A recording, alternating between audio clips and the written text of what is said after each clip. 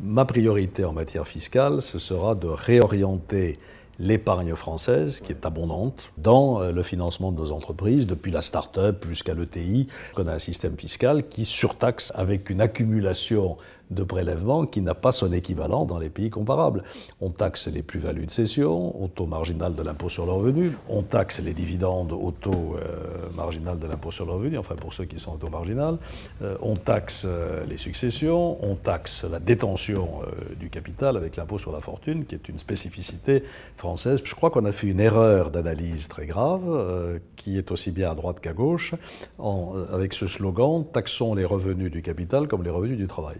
Et quand on regarde les choses, c'est totalement absurde. Je crois qu'il y a eu là une erreur d'analyse qui peut-être s'explique par cette espèce d'égalitarisme français. Maintenant, il faut rompre absolument avec cette erreur dont on paye le prix dans l'insuffisance de l'investissement productif et les mauvaises conditions de financement. Il n'y a pas suffisamment de fonds d'investissement, de business angels, etc.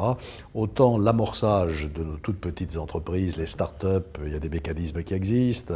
Maintenant, le financement participatif se développe de manière très significative. Toutes les régions, en revanche, le financement, le capital de croissance, si je puis dire, lorsqu'il s'agit de lever plusieurs millions, dizaines de millions de dollars ou d'euros, ça ne marche pas. Alors qu'est-ce que je propose dans ce domaine?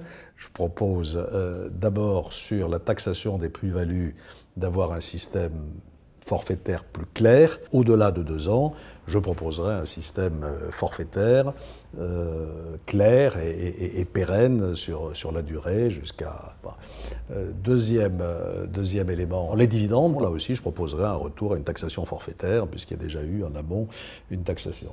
Troisième élément sur la fiscalité, l'impôt sur la fortune. Aujourd'hui, j'en arrive à la conclusion qu'il faut le supprimer. C'est très impopulaire, il faudra l'expliquer, il faudra convaincre les Français que ça fait fuir le capital et que donc, si on veut vraiment développer notre secteur productif, il faut le supprimer. Il faut aujourd'hui expliquer qu'on a besoin de gens qui investissent dans nos entreprises, qui placent leur argent, et c'est la raison pour laquelle il faut commencer par ne pas le faire fuir. Donc je le supprimerai rapidement dans la loi de finances pour 2018. Une autre mesure fiscale qui est importante aussi, taux d'impôt sur les sociétés majoré en France 38%. Taux moyen européen 22%. Ouais.